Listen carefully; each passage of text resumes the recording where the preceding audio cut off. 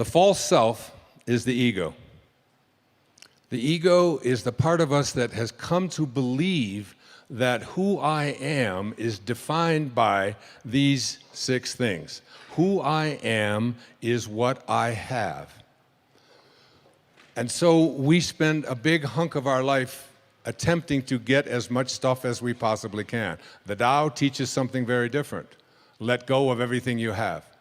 When I moved to Maui in 2005 full-time, I gave up everything that I owned.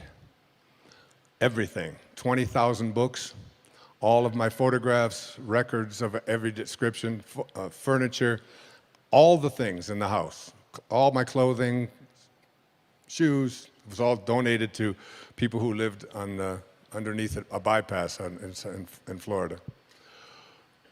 And let go of all of it. So the ego teaches us you are what you have. The Tao teaches us let go of everything that you have. Do less and accomplish more. One of Lao Tzu's most famous observations was, I do nothing and leave nothing undone. The second thing that the ego teaches us is that who I am is not only what I have, but who I am is what I do, what I accomplish.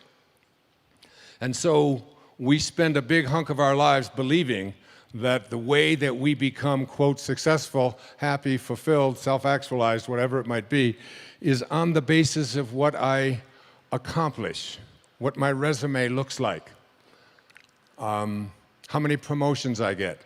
And so we send our children off to school and we ask them to learn to identify themselves on how much they get and what they accomplish. Your grades become more important than what it is that you are studying. What you own, what clothes you wear, what labels you have, and so on. And we become obsessed with this kind of absurdity. And this is the false self at work. The third thing that the ego teaches us is that I am what other people think of me. I am my reputation. So becoming obsessed with our reviews, what people think of us, other people's opinions, getting the approval of others. We talk about peer group approval needs and so on.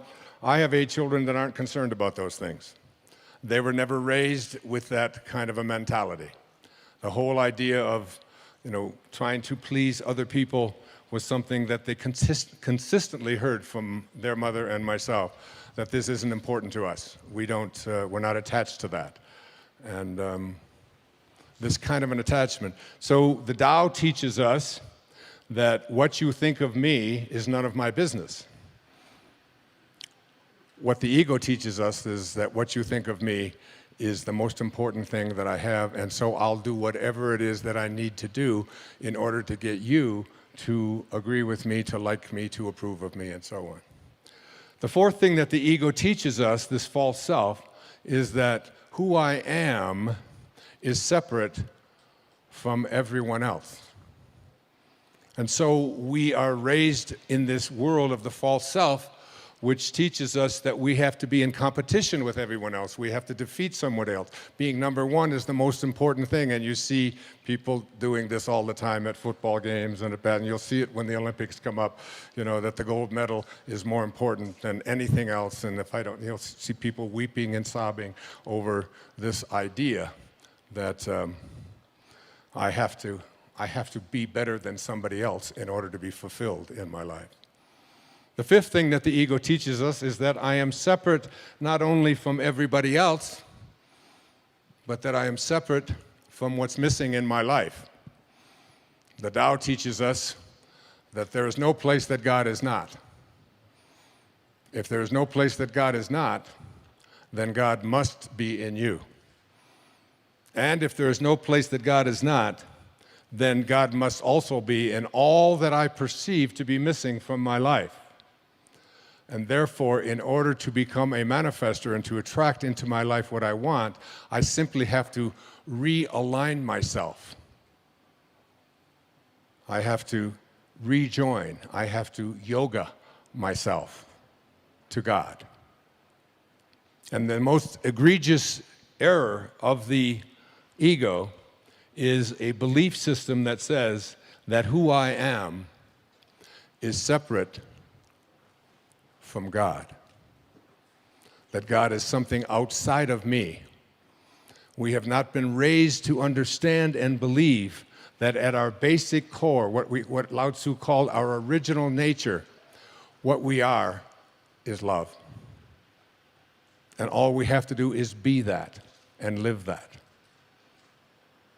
There was a great Indian poet. His name was Rabindranath Tagore. And he received the Nobel Prize for Literature in 1913 for a collection of poetry called the Gitanjali. And in that poem, that long poem, 90-some verses, one of those verses says this. He's speaking of the ego. He said, I went out alone on my way to my tryst. But who is this me in the dark? I step aside to avoid his presence, but I escape him not. He makes the dust rise from the earth with his swagger. He adds his loud voice to every word I utter. He is my own little self, my Lord. He knows no shame, but I am ashamed to come to thy door in his company. That's a great poet, and that's a great piece of truth, that in order to get to this place, I speak about, that Maslow spoke to me about and trained me to think about, called self-actualization, is that we have to stop evaluating who we are on the basis of those ego identifiers and instead begin to see ourselves as divine love, as pieces of God.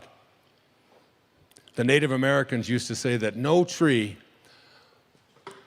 has branches so foolish as to fight among themselves. And look at us.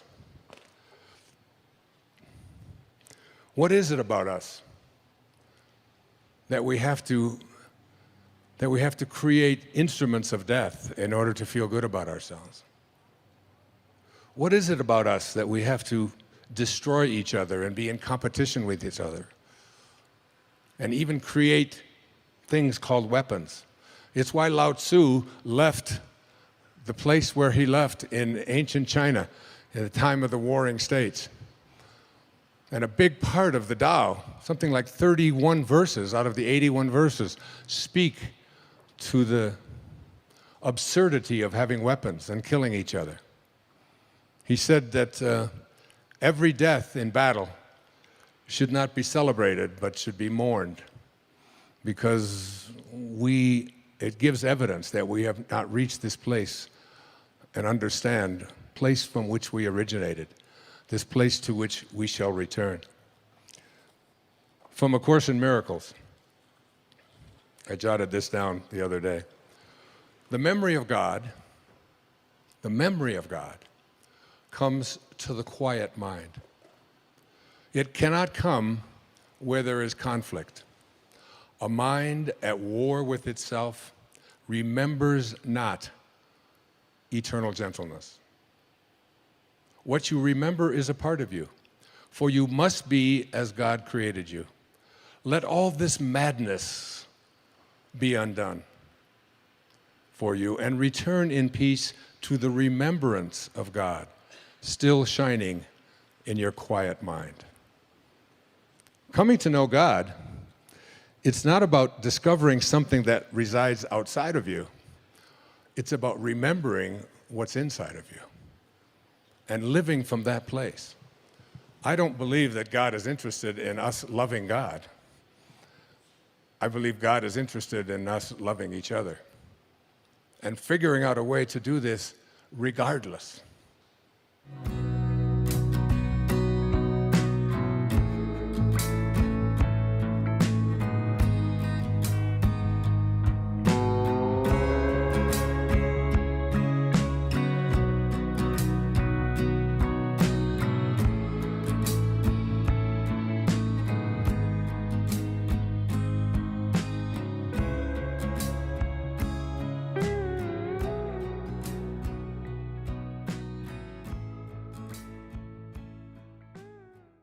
you're not here to accomplish anything. You're not here to be better than anybody else. You're not here to win.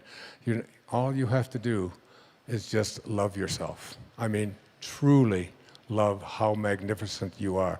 And that's what I meant when Saint Germain spoke to me and said, it's all you have to do is spend 15 minutes being in a state of appreciation for the I am presence that you are. Now, one of the things that the I am discourse has taught that I was having trouble with this whole idea of manifesting is written on page 318. And I'd like to give this to you as we get ready to close. The student should constantly look within his human self and see what habits or creations are there that need to be plucked out and disposed of. For only by refusing to any longer allow habits of judging, condemning, and criticizing to exist can he be free. Are you hearing this? The true activity of the student is only to perfect his own world, and he cannot do it as long as he sees imperfection in the world of any of God's children. Any judgments that we have.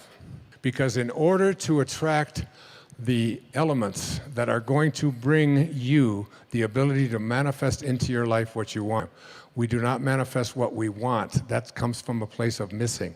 We manifest what we are.